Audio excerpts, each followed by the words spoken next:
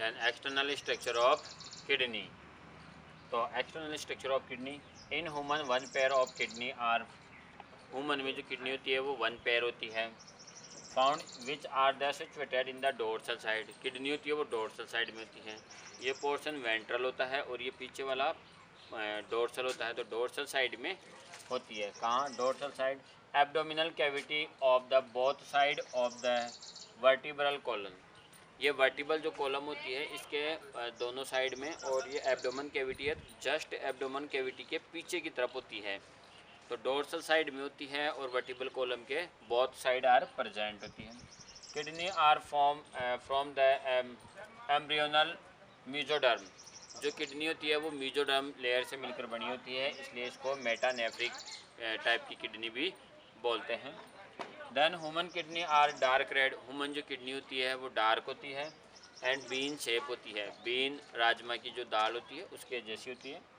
Then outer surface, kidney की outer surface, the outer surface of the kidney is convex, outer surface होती है वो कैसी होती है? कॉन्वैक्स होती है, यानी बाहर निकली हुई होती है।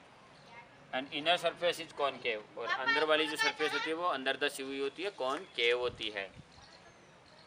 The pit like structure on the concave side, इस आगे वाली साइड में, कॉनकेव साइड में जो अंदर दसा हुआ जो पार्ट है उसको अपन क्या बोलते हैं? हाइलम बोलते हैं। ये किडनी का हाइलम वाला पार्ट होता है, ये जो अंदर दसा हुआ है ये हाइलम पार्ट है। देन आता है यूरेटर, किडनी के बाद आता है ureter.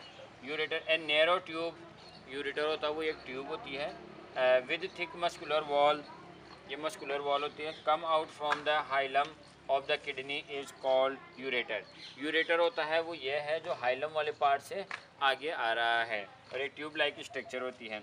It's proximal part, proximal part का मतलब होता है कि nearest part in the kidney is wide and funnel shape which is called pelvis, ये जो किडनी का जो पास वाला पार्ट होता है, प्रोक्सिमल पार्ट होता है, यहाँ पे उसको अपन बोलते हैं पेल्विक्स बोलते हैं। ये नैरो होता है तो पेल्विक्स बोलते हैं। देन आता है यूरिनरी ब्लैडर, यूरिनरी ब्लैडर होता है वो यूरिन को क्या करता है? स्टोर करने का काम करता है। It is a muscular bag like structure, urinary bladder होता है वो मस्कुलर बैग लाइक स्ट्रक्चर होता है। इन विच यूरिन इज कलेक्टेड, वो यूरिन को क्या करके रखता है? कलेक्ट करके रखता है, स्टोरेज का काम करता है। Then 700 to 800 ml urine could be collected in the urinary bladder, urinary bladder में 700 to 800 तक ब्लड यूरिन क्या हो सकता है? स्टोर हो सकता है। देन आता है urethra, urine is excrete out through the urethra, urine urethra के थ्रू क्या होता है? एक्सक्रीट होता है, बाहर आता है। Eight the time of the passing the urine sphincter, urine जो यूरिनरी ब्लैडर यूरिथ्रा होता है उसके अंदर क्या होती है? स्पिंटर होती है, ये स्पिंटर कंट्रोल करती है कि यूरिन को कब पास आउट करना है। तो eight the time of the passing the urine sphincter relax at the such urine excrete out is easily, जो यूरिन होता है जब स्पिंटर में रिलैक्सेशन हो जाता है तब यूरिन इजीली पास आउट हो जाता है।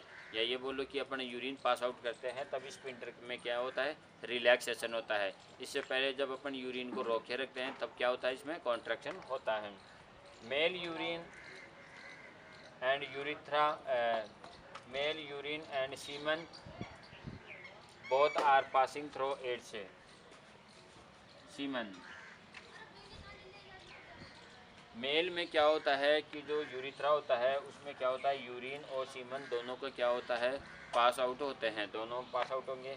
इन फीमेल ओनली यूरिन, और फीमेल्स में है वो केवल यूरिन का ही पास आउट होता है। तो यूरिथ्रा होता है वो मेल में तो सीमन और यूरिन दोनों को एक्सक्रीट करता है, और फीमेल में ओनली यूरिन को एक्सक्रीट करता है। Then internal structure of kidney, each kidney covered with the firm and fibrous connective tissue cover with the called is renal capsule, मतलब किडनी की जो कवरिंग होती है उसको अपन बोलते हैं renal capsule, renal capsule. Then the out kidney has the two part, first part is cortex and inner part is medulla, तो outer part is cortex and inner part is medulla. First is cortex outer part, this is the outer region in the dark red colour, ये kidney का outer part होता है और red colour का होता है। Some narrow elongated of the cortical regions are amended in the outer medullary part, these are the renal columns of Bertini, renal columns of Bertini अपन इनको बोलते हैं। ये वाला पार्ट जो अंदर आ रहा है इसको बोलते हैं। देन इसके अंदर कौन कौन सा पार्ट होता है? जो अंदर वाला पार्ट है, बाहर वाला पार्ट तो क्या हो गया कॉर्टेक्स, और अंदर वाला पार्ट हो गया मेडुला। तो मेडुला के अंदर कौन कौन से पार्ट होते हैं? पीसीटी कॉर्टेक्स में पीसीटी डीसीटी प्रेजेंट होते हैं। ये नेफ्रॉन के पार्ट है, अभी देखेंगे। मेडुला होता है वो क्या होता है? इनर पार्ट होता है, अंदर वाला होता है। तो इसके अंदर Henle loop and the collecting duct are found. Collecting duct और लूप ऑफ हैनले कहाँ प्रेजेंट होता है? मेडुला वाले पार्ट में प्रेजेंट होता है। And pyramid in the situated in the cup shape. ये पिरामिड्स होते हैं वो कैसे होते हैं? कप शेप होते हैं। And cavity which is called the calyx. इनके बीच में, पिरामिडों के बीच में जो स्पेस बच जाता है उसको अपन बोलते हैं calyx. Calyx joint together open in the pelvis. ये दोनों को पेल्विस को ओपन होते हैं। Which is funnel shape and the open in the ureter. और जो पेल्विस होता है वो अपना कहाँ ओपन हो जाता है?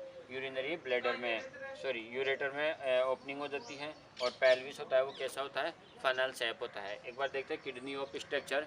First is outer part is cortex.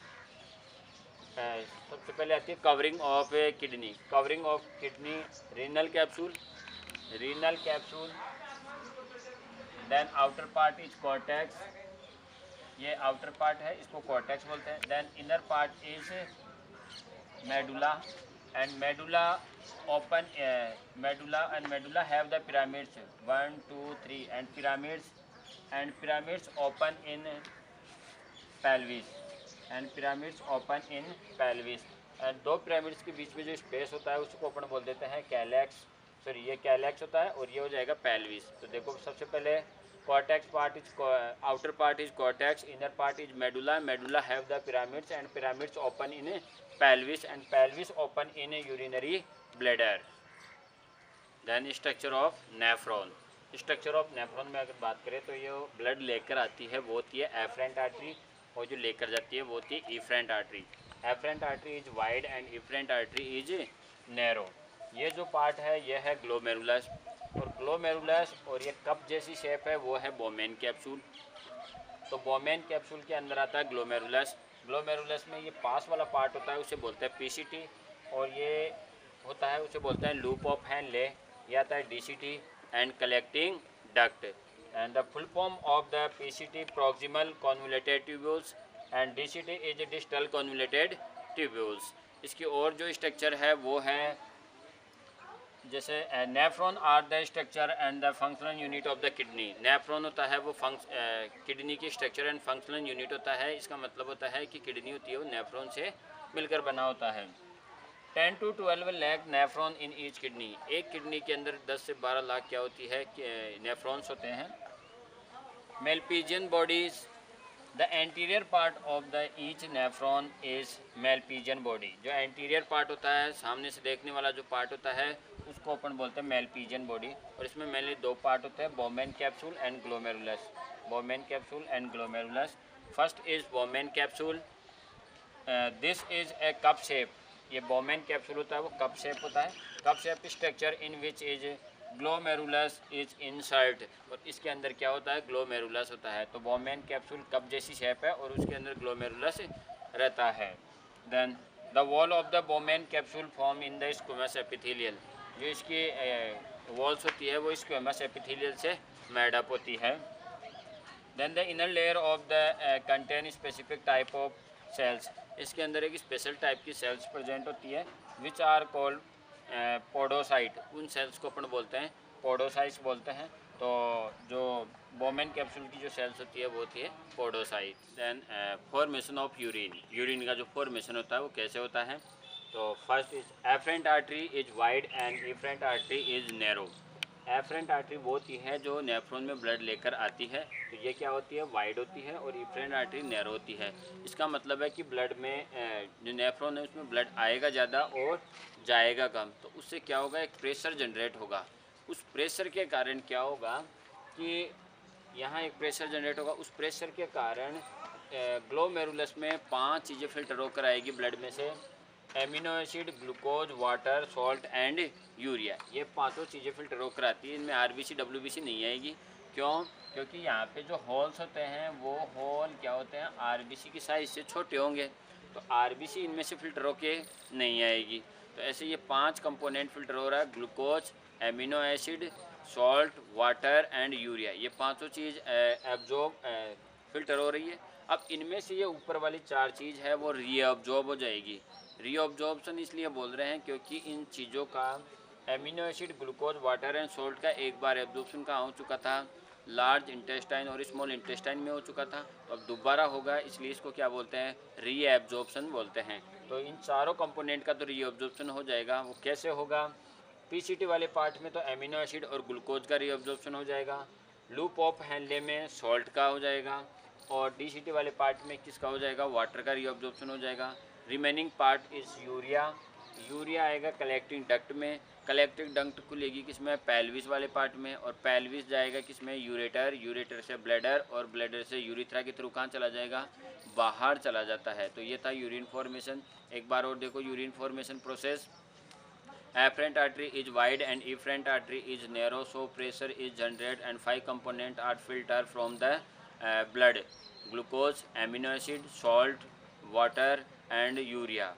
इनमें से क्या हो जाएगा, पीसीटी वाले पार्ट में ग्लूकोज एंड एमिनो एसिड का एब्जॉर्प्शन हो जाएगा, लूप ऑफ हैंले में हो जाएगा सॉल्ट, एंड डीसीटी वाले पार्ट में वाटर, एंड रिमेनिंग पार्ट जो यूरिया होता है वो collecting duct, then pelvis, then ureter, then bladder and urethra के थ्रू बाहर आ जाता है। नेक्स्ट देखते हैं इसमें कि ये अदर एक्सक्रेटरी ऑर्गन कौन कौन से होते हैं। तो अदर एक्सक्रेटरी ऑर्गन्स की बात करें जिससे एक्सक्रेटरी मैटर को अपन बाहर निकालते, तो स्किन, स्किन में अपन क्या करते हैं, जो एक्स्ट्रा वाटर होता है वो बाहर निकल जाता है, और जो ऑयली सब्सटेंस होते हैं वो भी बाहर निकल जाएगा, सीबस वगैरह। नेक्स्ट आता है लंग्स, लंग्स के थ्रू अपन CO2 को एक्सक्रीट कर देते हैं। देन आता है लिवर, लिवर के थ्रू इसमें क्या होता है, बाइल पिगमेंट बनते हैं, बिलरुबिन और बिलुवर्डिन। ये बिलरुबिन और बिलुवर्डिन क्या करते हैं, यूरिन के थ्रू बाहर आ जाते हैं, और ये बनेंगे कब, जब आरबीसी का ब्रेकडाउन होगा तब बनेंगे, तो ये यूरिन के थ्रू बाहर आ जाते हैं। Then disorder related of the excretion, excretion से रिलेटेड कौन कौन सी डिजीज़ होती है ये देखते हैं। तो यूरेमिया, यूरे यानी कि यूरिन, और मिया यानी ब्लड। तो ब्लड के अंदर क्या हो जाएगा, यूरिया की अमाउंट बढ़ जाती है। When in the blood amount of the urea increase, जब ब्लड के अंदर यूरिया की अमाउंट ज़्यादा हो जाती है तो इसे बोलते हैं यूरेमिया। ये कब होता है, जिन लोगों की किडनी फेलियर हो जाती है तो उनमें क्या हो जाएगा, यूरिया अलग नहीं हो रहा है, किस में रह रहा है, ब्लड में ही रह रहा है, तो वो कंडीशन हो जाती है यूरेमिया। नेक्स्ट आता है गाउट, गाउट में क्या होता है, uric acid increase in the blood in joint, uric acid होता है वो ब्लड में ज़्यादा हो जाएगा, ब्लड में ज़्यादा हो गए तो कहाँ डिपॉजिट हो जाएगा, जॉइंट्स में डिपॉजिट हो जाएगा, जिसको अपन बोलते हैं गाउट। नेक्स्ट आता है किडनी स्टोन, किडनी स्टोन क्या होता है, the crystal of the uric acid, uric acid के क्रिस्टल या कैल्शियम ऑक्जेलेट के क्रिस्टल और फॉस्फेट सॉल्ट, इनके डिपोजिशन होने से क्या बनता है, स्टोन बनता है, फतरी बनती है। ये कहाँ कहाँ हो सकता है, या तो पेल्विस वाले पार्ट में हो सकता है, या ब्लड यूरेटर में हो सकता है, या फिर ब्लैडर में हो सकता है। नेक्स्ट आता है ब्राइट डिजीज़, जिसको बोलते हैं नेफ्राइटिस। नेफ्राइटिस का मतलब होता है कि बैक्टीरियल इन्फेक्शन के कारण नेफ्रॉन में क्या आ जाती है, स्वेलिंग आ जाती है। तो स्ट्रेप्टोकोकाई जो बैक्टीरिया होता है उसके इन्फेक्शन के कारण नेफ्रॉन में क्या आ जाएगी, स्वेलिंग आ जाएगी। Glycosuria, glycosuria presence of the sugar in urine, अपना जो यूरिन होता है उसके अंदर शुगर की अमाउंट बढ़ जाएगी due to lack of insulin hormone, क्योंकि इंसुलिन हार्मोन की डेफिशिएंसी हो गई है। इंसुलिन क्या करता है, जो ब्लड के अंदर जो ग्लूकोज होता है उसको उठा के कहाँ डाल देता है, सेल वगैरह में। अब जब इंसुलिन ही नहीं होगा तो ब्लड में से शुगर जाएगा नहीं, जाएगा नहीं तो ब्लड के साथ कहाँ हो जाएगा, फिल्टर हो जाएगा। तो इंसुलिन की डेफिशिएंसी के कारण यूरिन के अंदर शुगर की अमाउंट बढ़ जाती है, उस कंडीशन को अपन बोलते हैं डायबिटीज़ मेलाइटस। तो डायबिटीज़ मेलाइटस में होता है ग्लाइकोसूरिया। डायबिटीज़ मेलाइटस के पेशेंट के यूरिया में क्या प्रेजेंट होगा, यूरिन में शुगर प्रेजेंट होगा। देन आता है diuria, dysuria, pain at the time of the passing urine, जब वो यूरिन पास आउट करेगा तो उसके पेन होगा, तो उसको बोलते हैं डाईसूरिया। पोलीयूरिया, पोलीयूरिया का मतलब होता है बार बार यूरिन पास आउट करना। अब बार बार यूरिन पास आउट इसलिए कर रहा है क्योंकि यूरिन की अमाउंट क्या हो जाएगी, ज़्यादा। When the reabsorption of water bye nephron is stop, जैसे इसमें क्या होता है, नेफ्रॉन से, नेफ्रॉन वाटर का रीअब्जॉर्प्शन नहीं करता। जब वाटर का रीअब्जॉर्प्शन नहीं करेगा तो वाटर कंटेंट कहाँ ज़्यादा जाएगा, यूरिन में, तो यूरिन ज़्यादा बनेगा। तो volume of the urine increase, तो यूरिन का वॉल्यूम इंक्रीज हो जाएगा। इसको बोलते हैं डाईयूरेसिस या फिर पोलीयूरिया, बार बार यूरिन जाना पोलीयूरिया कहलाता है। देन सिस्टाइटिस, सिस्टाइटिस का मतलब होता है इन्फ्लेमेशन होगा, क्योंकि आइटिस आ रहा है। Inflammation in the urinary bladder, urinary bladder में क्या आ जाएगा, इन्फ्लेमेशन आ जाएगा due to bacterial infection, bacterial infection के कारण, तो उसे बोलते हैं अपन सिस्टाइटिस। डायबिटीज़ इंसिपिडस में क्या होता है कि हाइपोसीक्रेशन, हाइपो का मतलब होता है कम, सीक्रेशन हो रहा है किसका, एडीएच हार्मोन, जो एडीएच हार्मोन है, जो इसका दूसरा नाम होता है वेसोप्रेसिन, एडीएच या वेसोप्रेसिन, ये क्या हो जाएगा, पिट्यूटरी ग्लैंड से सीक्रेट होता है, तो ये कम सीक्रेट होगा। जब ये कम सीक्रेट होगा तो ये क्या करता है, जो डीसीटी वाला पार्ट होता है वहाँ पर वाटर के रीअब्जॉर्प्शन को बढ़ाता है। एडीएच ज़्यादा होगा तो डीसीटी में वाटर का रीअब्जॉर्प्शन भी ज़्यादा होगा। अब एडीएच अगर सीक्रेशन कम है तो वाटर का रीअब्जॉर्प्शन कम है, जब कम होगा तो यूरिन में क्या जाएगा, वाटर ज़्यादा जाएगा, तो इसमें भी यूरिया बनेगा। Increase the volume of urine, urine के अंदर वाटर का अमाउंट बढ़ जाती है क्योंकि एडीएच हार्मोन की डेफिशिएंसी में। तो जब एडीएच हार्मोन की डेफिशिएंसी हो तब जो डिजीज़ होती है वो तो होती है डायबिटीज़ इंसिपिडस, और इंसुलिन की डेफिशिएंसी से जो डिजीज़ होती है वो होती है ग्लाइकोसूरिया। नेक्स्ट है ओलिगो यूरिया, ओलिगो यूरिया का मतलब होता है यूरिन कम से कम जाना, यूरिन अमाउंट लेस। अब यूरिन अमाउंट कब कम हो सकती है, जब वाटर इंटेक ही कम करे, फ्लूइड इंटेक कम करे, तो यूरिन का फॉर्मेशन भी कम होगा। प्रोटीन यूरिया, यूरिया के अंदर प्रोटीन के अमाउंट बढ़ जाना। Increase the protein quantity in urine, urine के अंदर अगर प्रोटीन की क्वांटिटी बढ़ जाती है तो उसको अपन बोलते हैं प्रोटीन यूरिया। देन आता है कीटो यूरिया, कीटो यूरिया मीन्स होता है कि यूरिन के अंदर कीटोन बॉडी का फॉर्मेशन हो जाए। अब कीटोन बॉडी का फॉर्मेशन दो कंडीशन में होता है, एक तो होता है स्टारवेशन, स्टारवेशन का मतलब है कि लंबे टाइम से अगर कोई भूखा है तो उसमें कीटोन बॉडी फॉर्मेशन हो जाएगा, या फिर डायबिटीज मेलाइटिस हो तो भी क्या बन जाता है, कीटोन बॉडी। तो जब यूरिन में कीटोन बॉडी प्रेजेंट होगी तो वो होता है कीटो यूरिया होता है। नेक्स्ट आता है हीमेटोयूरिया, हीमेटोयूरिया का मतलब होता है यूरिया के अंदर हीम यानी कि ब्लड की अमाउंट हो, तो जब यूरिन में ब्लड की अमाउंट होती है तो उसे बोलते हैं अपन haematuria. Passing out the RBC in the urine, urine के साथ अगर थोड़ा बहुत ब्लड भी आ जाता है तो उसको अपन बोलते हैं हीमेटोयूरिया। आता है एल्केप्टोयूरिया या ब्लैक यूरिन डिजीज़। एल्केप्टोयूरिया में क्या होता है, प्रेजेंस ऑफ द एल्केप्टोन, इसके अंदर एल्केप्टोन प्रेजेंट होता है यूरिन के अंदर, तो वो एल्केप्टोन क्या करेगा, when alkapton is contact with air, तो वो एल्केप्टोन एयर के साथ कांटेक्ट में आकर क्या करता है, urine show the black colour, urine को ब्लैक कर देता है, तो इसीलिए इसको बोले हैं ब्लैक यूरिन डिजीज़, इसमें यूरिन ब्लैक हो जाता है। देन आता है हीमोडायलाइसिस, हीमोडायलाइसिस क्या होता है, हीमोडायलाइसिस में करते हैं जैसे किडनी फेलियर हो जाती है तो फिर ब्लड के अंदर से यूरिन को निकालेंगे, ये आर्टिफिशियली निकालते हैं, तो इसे बोलते हैं डायलाइसिस। ये डायलाइसिस कैसे करते हैं, सबसे पहले पेशेंट की जो आर्टरी होती है उससे ब्लड निकालेंगे, fast removal of the blood from the one main artery of the body, patient की आर्टरी से अपन ब्लड को रिमूव करते हैं। देन मिक्स एंटीकोगुलेंट, फिर उसमें एंटीकोगुलेंट हिपेरिन मिलाते हैं, अगर हिपेरिन नहीं डालेंगे तो वो क्या हो जाएगा, क्लॉट हो जाएगा बाहर आते ही, तो अपन क्या करते हैं आर्टरी से ब्लड निकाल कर उसमें हिपेरिन मिक्स करते हैं जिससे कि वो क्लॉट नहीं हो। देन उसको अपन सेंड इनटू आर्टिफिशियल किडनी, फिर इसको एक आर्टिफिशियल किडनी होती है, उस आर्टिफिशियल किडनी के अंदर भी एक फ्लूइड होता है जिसको अपन बोलते हैं डायलाइसिस फ्लूइड, वो डायलाइसिस फ्लूइड अपने ब्लड के सिमिलर ही होता है, बस इतना सा डिफरेंस होता है कि अपने ब्लड के अंदर यूरिया प्रेजेंट है और उसमें यूरिया प्रेजेंट नहीं है। तो जब अपना ब्लड उस डायलाइसिस फ्लूइड में जाएगा तो डायलाइसिस फ्लूइड क्या करेगा, उस यूरिया को तो रख लेगा और जो मैटर है वैसे कि वैसे अपनी बॉडी में वापस डाल देता है। तो डायलाइसिस फ्लूइड होता है वो किसकी तरह होता है, ब्लड की तरह ही होता है, बस उसमें यूरिया की अमाउंट क्या होती है, कम होती है। Send artificial kidney made of the मेरी ट्यूब्यूल्स कन्वर्टेड इनटू सेलोफोर मेम्ब्रेन, उसमें क्या होता है, जो अपना आर्टिफिशियल किडनी है, डायलाइसिस मशीन है, उसमें क्या होता है, तो डायलाइसिस मशीन में क्या होती है, खूब सारी सेल्स होती है जो सेलुलोज की मिलकर बनी होती है, सेलुलोज की खूब सारी ट्यूब्यूल्स होती है, जो वो क्या करेगी, जो नेसेसरी कंपाउंड है उनको तो वापस की वापस रख देता है और यूरिया को रीअब्जॉर्ब कर लेता है। The nitrogenous waste substance excrete from the blood from down in the dialysis fluid, ये डायलिसिस फ्लूइड होता है, वो क्या करता है अपनी ब्लड के अंदर का जो यूरिया है उस यूरिया को रख लेगा, बाकी सारी की सारी चीज़ को वापस रिसेंड कर देगा।